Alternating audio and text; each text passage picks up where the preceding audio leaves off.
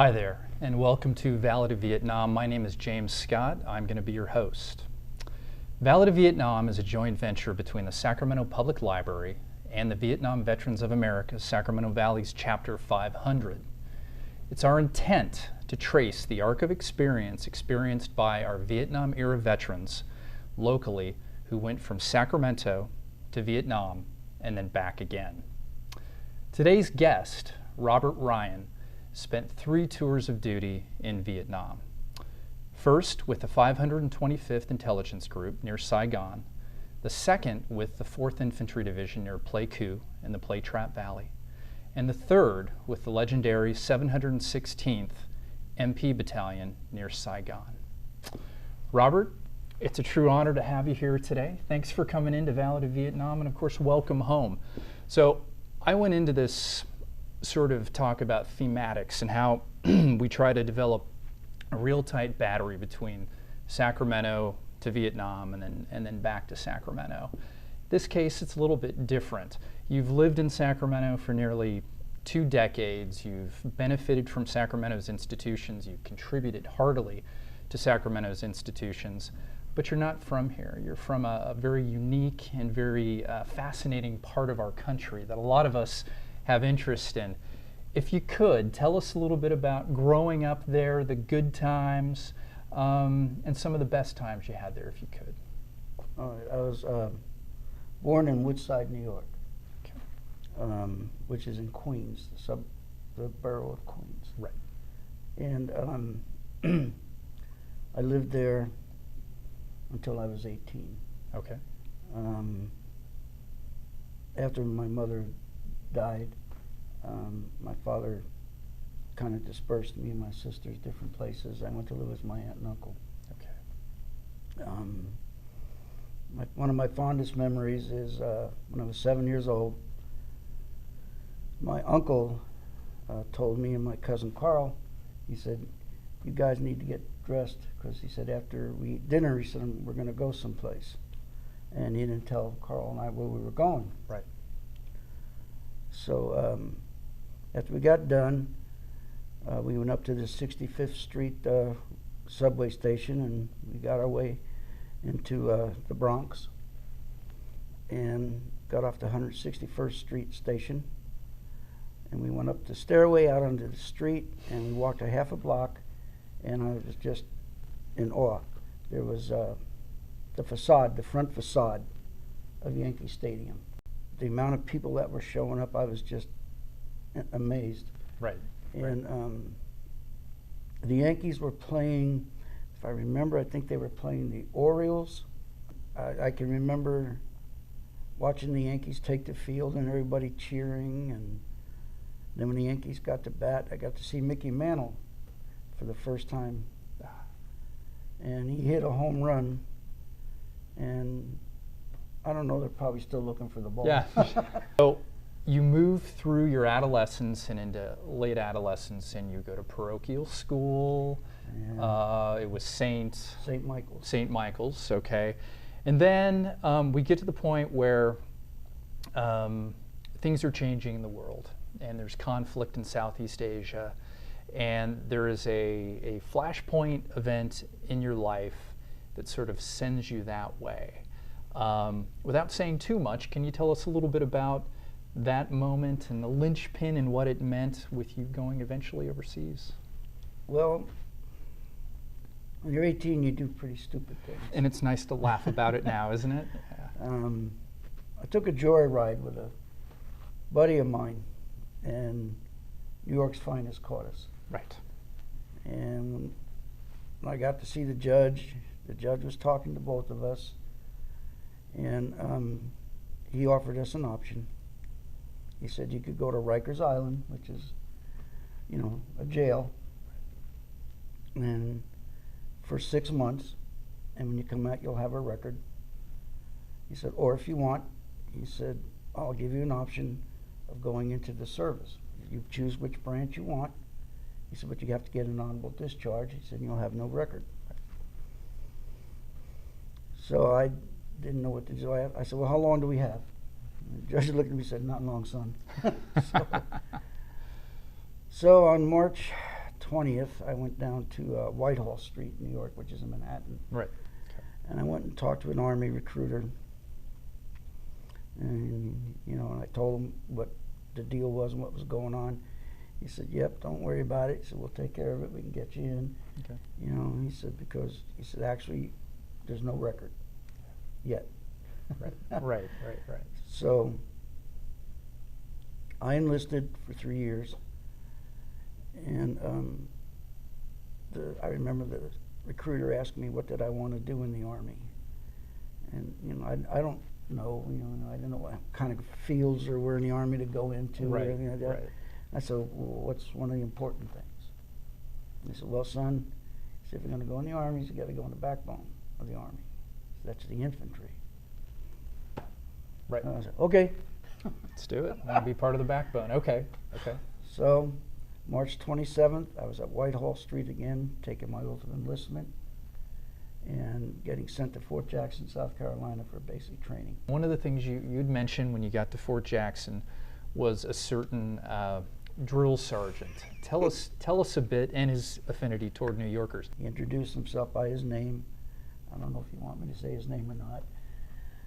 But he said, I don't like any of you rebel mother profanity. Got it, okay, okay. Or you punks from New York. All right. And I knew life was going to change for me right after that.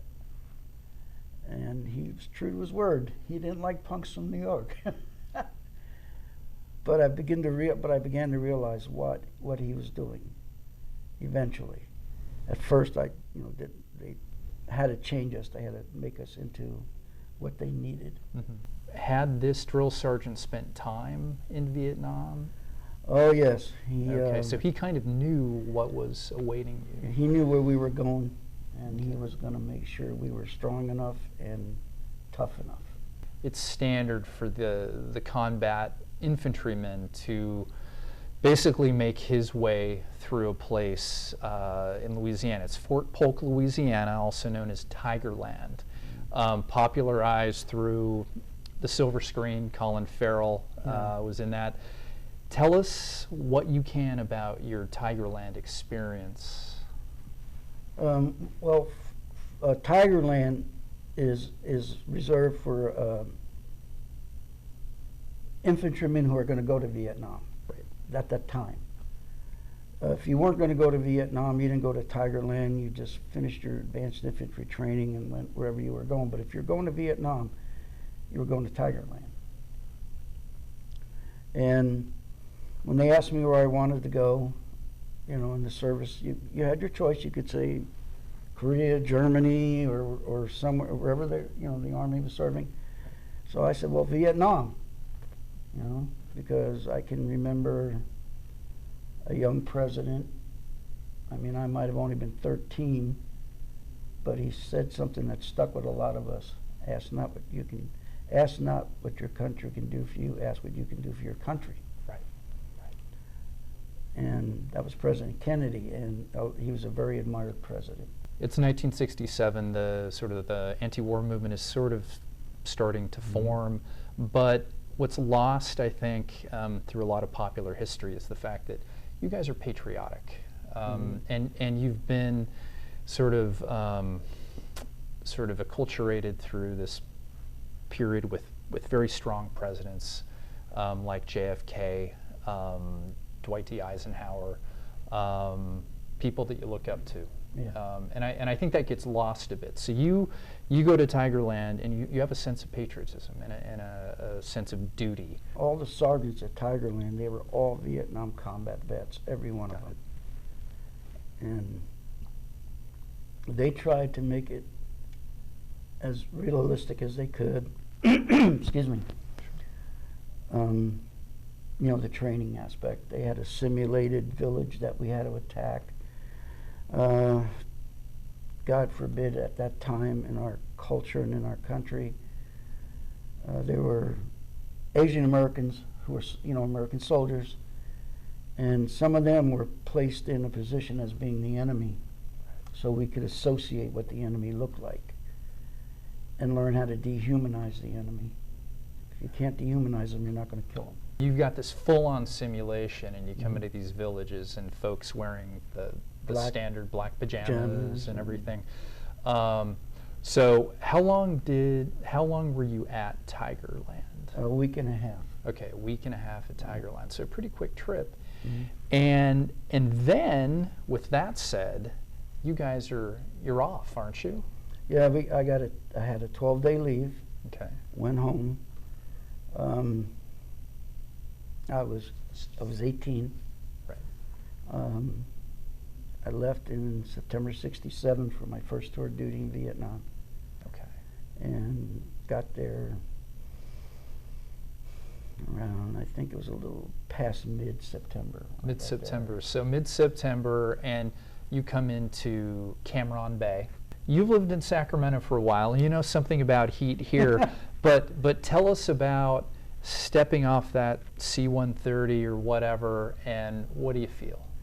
When they opened that door, and they said, "Okay, bye-bye, guys. Good luck." We got up to the door, and when I got up to the door, the heat I felt was just, whoa! It was just like this. It was like standing in front of a furnace that just hit you, and the heat, you could feel it in your nose, and it was, whoa! This was, nothing like the heat of Fort Polk. Right. Fort Jackson when it got warm. Right. This was just hot. I mean, and as we started going down the steps to the tarmac to get on these buses to take us to the 525th replacement in Cam Bay. The first time I got on Army buses that had screens on the windows. What's that about? And I didn't know. And found out that was in case someone wanted to throw a hand grenade at the windows. Right. This is sort of the reality check you get. So you get out of the plane, the heat, screens on the buses, and eventually you make your way to the 525 Intelligence Group, which is based just outside of Tan Son Nhut, Saigon, along the Saigon River. Right. Tell us a bit about your duty there. Okay. Well, I had these delusions of grandeur when I was told I was going to the 525th Military Intelligence Group. I thought I was going to be gathering intelligence and being, wow, I'm going to be doing something really, really important, And when I got there, found out I was going to be put in a platoon of infantry. And what that platoon of infantry did was provide security for the compound that was there. The name of the compound was Newman Compound. Okay. And over the sign there it said Newman Compound, U.S. Army Research Center. They wouldn't put military intelligence, of course. And I got put in this platoon of infantry. Come to find out later that the military intelligence type guys called us the Goon Platoon, which I provided you a picture of. Right. At first I didn't like it, then we took pride in being called the Goon Platoon. Right. We provided tower guards, perimeter guards, gate guards, and bunker guards. There was 4 towers on our compound, 2 in the back, 2 in the front, and then there was the gate, which was right under Tower 2. It was a shack that had all the ID passes for Vietnamese people that worked on the compound. Tell us about that morning of January 31st, 1968. Okay, by this time I was 19 because I turned 19 in Vietnam. It's 3:10 in the morning. I'll never forget the time. It's in my body. It's in my mind. For the rest of my life, I'll just never forget that time. I was up in Tower 2, and like I said, I heard this whoosh, and I never heard it before, so I didn't know what it was. And I heard another whoosh, another one. This is weird, I've never heard it. And then I hear an explosion, but the mess hall, the roof of the mess hall starts coming down, and the propane tanks explode. I got on this phone we had these old phones that was called a 312. It was a crank phone. You crank it up and it goes to the sergeant of the guard. And I said, "Hey, this is PFC Ryan. I'm here in Tower 2. The mess hall just blew up. And I said, so did the propane tanks. He said, yeah, we heard it. He said, well, what else? I said, nothing. Then I start hearing, dum, dum. I never heard this sound either before. Right. I said, I'm hearing a thumping sound. And then I start seeing explosions that are coming like this, right toward the gate. I said, there's something going on in the street outside the gate. I said, there's explosions. And he said, get down. He said, we have incoming. And I was just didn't know what to do. You know, I just heard the siren going off, and everybody comes running out of the barracks. Some of the guys are still in their underwear. Some guys are half dressed. They're running up to the arms room to get weapons. And I'm up there watching all this, and I'm just starting to get confused, really confused, because I have not gone through this before, right, and I don't know what to do. Right, right. And I'm the only one up there. And then I see these green and white tracers start coming toward the compound. And I can hear thump, thump, thump in the sandbags in front of me in the tower. And I'm finally realizing I'm getting shot at. Right. You know, that's the first new one for me too. Right, right. So I grabbed my M14, because that's what we had with this unit. We didn't have M16s. And I took basic training with an M14, so I knew all about it. Yeah. So I thought. I grabbed my M14, and I point it outside, and I start pulling on the trigger, and nothing happens. The trigger don't go back. So in basic training, they teach you how to pull the bolt back and eject a bad round. So I did that. I said, just a bad round. I tried to fire again, nothing. I pulled back the handle. I did that like 9 times. I said, oh, just a bad magazine. I pulled the magazine out, and I slammed another one in, and I pulled back the bolt, started pulling on the trigger again, nothing happened. And I start pulling down all these rounds, ejecting them again. That's another bad magazine, and I'm still getting shot at.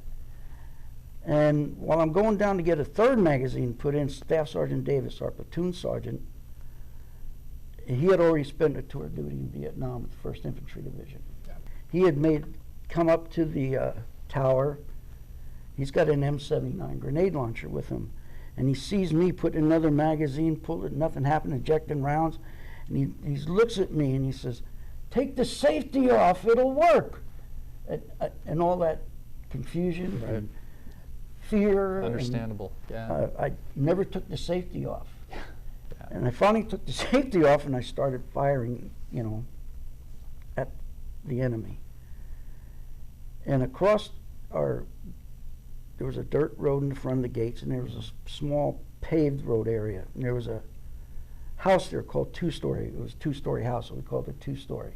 Got it. And behind them there was a line of trees, which was pretty well thick jungle. And I could see bodies start coming out from behind them trees, and they were just firing and blasting away at us. Then I hear a helicopter coming over, and they start firing into the tree line. Then I hear 2 more helicopters coming, and they landed on our helipad, our chopper pad on the compound. Mm-hmm. I didn't know who it was at first until I started seeing other soldiers coming to the perimeter. These were soldiers from the Big Red 1. Oh, okay. They were called in to help us because, well, we were just not experienced. Right. Staff Sergeant Davis is about the only one who had any combat experience. So this combat, I guess you want to call it, you know, that I'm experiencing, I'm firing. I don't know if I'm hitting anything. I'm just firing and pulling out magazines and putting in other ones, you know, just doing what I was trained to do, knowing, you know, what I could do. Not even looking to see if I'm hitting anybody or anything, just firing. And at 10 minutes to 4, there's a dead silence. A dead silence. And I'll never forget that silence either. Mm-hmm. From all that noise and all that was going on, all of a sudden it's just a dead silence. Right. Right. And for that brief time, there's this sheer terror and fear. Mm-hmm. And then all of a sudden it just stops. you spend time in Pleiku with the 4th Infantry. You're in the Playtrap Valley, the 66th NVA regiment's there. Tough fighting, extremely tough fighting. You're dirty all the time. You're on guard all the time. So your second tour ends, but your third tour is pretty different. You transition from being in the bush, in the jungle, to coming back out and becoming an MP and spending time with the 716 MP Battalion in Saigon. Contrast those a bit for me, if you could. Wow. It's a total change. In the infantry, you know, you're going to be in the field for a while, and all you got to clean yourself is your steel pot, canteen of water, and stuff like that. You're eating sea rations. You can't always get meals out to where you are because you're pretty far away from any type of LZ or fire base or base camp. When I got to the 716th, my third tour, this was December 71, I went in at Long Bend, which was the 90th Replacement Battalion. And there was a sergeant first class who got a hold of me. He said, "Come here, Sarge, come here." I said, "What do you want?" He says, "This is your third tour." I said, "Yeah." He says, "Well," he said, "all the infantry units are pretty well standing down." He said, "By the time I send in one, that one's going to be gone." He said, "And you won't go back with it because you got to do your tour." He says, "They'll send you another one, that one will be," he said, "you're just going to bounce around." And he said, "However," he said, "there are military police units that are willing to OJT some non-commissioned officers into the military police." I said, "What?" I said, "I never had any problems with MPs before. I never had to deal with MPs before, and I don't want to." He said, "I'm just letting you know." He said, "You don't have to make your mind. Let me know." He said, "You still got a couple days here." Mm-hmm. So I was thinking about it, and you know, I said, "Well," I said, "I don't want to go bouncing all over this country." I said, "Especially if you send me back to the Central Highlands. I want nothing to do with that." And he called my name out, and he said, "You lucked out." He goes, "You're going to the 716th in Saigon." And I said, "Well, I know Saigon from my first tour because I've been down there, you know. I know something about Saigon." And when I got to it, at first it was a little bit hard for me to adjust because MPs are trained a lot different than an infantryman. Mm-hmm. However, the MPs also had to fight like infantry because they were the ones that defended the cities. Right. The Tet Offensive in 1968, the 716th received a Presidential Unit Citation for what they did. Right. Right. So I went and I got into a platoon. Staff Sergeant Lewis, I think that was his name. And he talked to me, and he said, "It's going to be hard for you to adjust first." He said, "You know, you've been in the infantry." He said, "You're pretty used to just pulling the trigger right away." He says, "It's a lot different now." Mm-hmm. Mm-hmm. He said, "Saigon's got a curfew at 2 o'clock in the morning now." He said, "You were here before, what was it?" I said, "I think it was 9 o'clock at night. You had to be off the streets." Yeah. You know, he said, "Well, it's 2 o'clock in the morning now." He said, "It's a lot different." He said, "Things are a lot more, nothing like it was earlier." He said, "Things are pretty well winding down." He said, "We don't expect this war to last much longer either." Mm-hmm. He said, "Okay." He said, "I need you to go to the supply room." He said, "You're going to draw your MP helmet liner, you're going to draw your pistol belt, you're going to draw your holster." I said, "I know all about that stuff." I said, "Okay." And then as I started going, you know, to the supply room, I see these MPs walking by me, and they're shining. To me, they're shiny. Yeah. Sun is hitting their helmet liner. It looks like little diamonds are glistening on top. They got this white armband on, big white letters, MP. They got these big brass belt buckles that are shined, you know, pistol belt, black leather holsters that are shined, jungle boots that are spit shined. And I go, whoa. I said, Jesus, I said, I'm going to be a walking target. I said, I said, man, I might not have made a good choice here, you know. I was not used to looking like that. Right. In Vietnam, had to get dressed, you know, for guard mount, and you have to go, you stand in front of, I saw a couple guys stand in front of a mirror I thought they were just, oh, well, this guy's stuck up, you know. What it was is they're checking their uniform to make sure it's the way it's supposed to be. It's regulation, yeah. I'm standing in front of the mirror and I'm looking at myself and I'm thinking to myself, I don't want to go outside. You know? Yeah. I do not want to go outside. Right. But on the right side of the wall, there's these names and ranks. There's the name of all the MPs that were killed in the Tet Offensive from the 716. Right. Something dawned on me then that, man, these guys died too. Yeah. You know? And so my first guard mount, I went out there, and it was the nighttime guard mount, and they had these floodlights on the compound. Right. And there comes out the patrol leader, a lieutenant. He's just as shiny as all of us. I'm standing there just, to tell you the truth, I was really scared. Yeah. Because I didn't want to, I said, man, I know that there's some sniper that was coping me right now, because that's what all I was used to. You're right, exactly. And this was a big change for me to try to get used to. I retired from the 22 years of service in 1989. All I had was a high school diploma that I had obtained while I was on active duty. Because I had gone in the service in March of my senior year. I had to quit school to go. Right. So I obtained my high school diploma. You know, I took this battery of tests where you looked at pictures. Right. Do you want to do this? Do you want to do that? You know, you put a check mark by whichever one you want. And I saw the history, and I right away. You know. Yeah. And teacher, I checked that right away. I want to be a history teacher.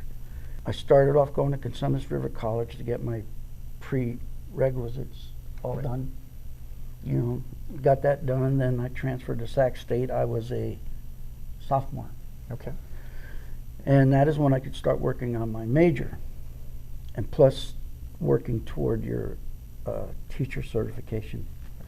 With that said, I think this will actually conclude our premiere episode of Valid of Vietnam.